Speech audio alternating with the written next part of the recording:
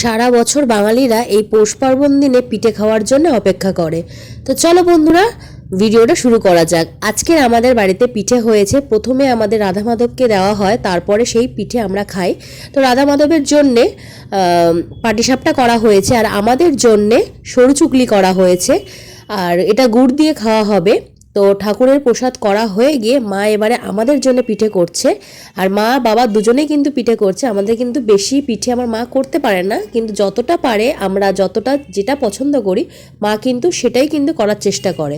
আর এখানে কিন্তু আমার দাদা ছেলে এসে গেছে। আর পিঠে জিনিসটা এমন জিনিস, সবার সাথে বসে ভাগ করে খেলে দেখবে বেশি মজা হয়, তখন পিঠের স্বাদটা কিন্তু অনেকটাই বদলে যায়। তো আমার মা কিন্তু এখানে কিন্তু এক একজন করে গুড় আর পাটিসাপটা আর সরু চুগলি নিয়ে এসছে। তো আমরা পিঠে খাবো। তো তোমরাও পিঠে খাওয়ার এনজয় করো। তো ভিডিওটা ভালো লাগলে অবশ্যই লাইক কমেন্ট শেয়ার করো, আর তোমাদেরকে অনেক অনেক শুভেচ্ছা রইল।